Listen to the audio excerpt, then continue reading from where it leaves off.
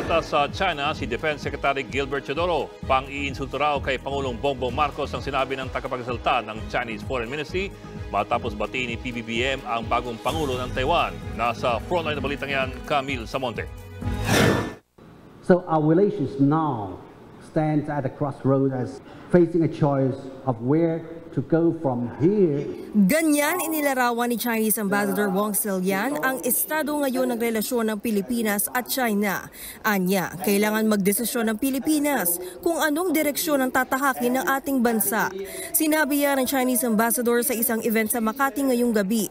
Nagkomento rin siya sa pagbati ni Pangulong Bongbong Marcos sa bagong halal na presidente ng Taiwan na si Lai Ching-te. Hindi raw yan nagustuhan ng China. Labag daw kasi ito sa One China policy kung saan itinuturing na isang probinsya ng China ang Taiwan at hindi hiwalay na bansa. Pagbibigay diin ng ambassador, sensitibo ang issue ng Taiwan at tanging China lang ang dapat na humahawak nito. Hope that the Philippine side will stay committed to the One China policy pursued by successful Philippine administrations since the establishment of diplomatic ties between China and the Philippines and respect China's internal affairs.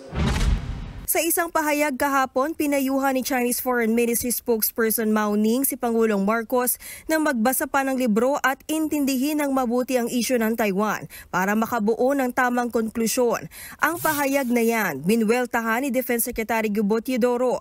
Pang-iinsulto raw ito kay Pangulong Marcos. Pero hindi na raw siya nagulat dito, lalo't inaasahan niya na raw na isusulong ng Chinese Foreign Ministry ang kanilang propaganda at maling impormasyon. Nagbabalita mula sa Frontline, Camille Samonte, News 5. Mga kapatid, Ed Lingaw po, maging maalam at may pakialam sa mga napapanahong balita sa ating bansa. Para sa mas malalimang pagtalakay at paghimay sa mga issue at headlines, tumutok lamang at pag-subscribe sa social media pages ng News 5.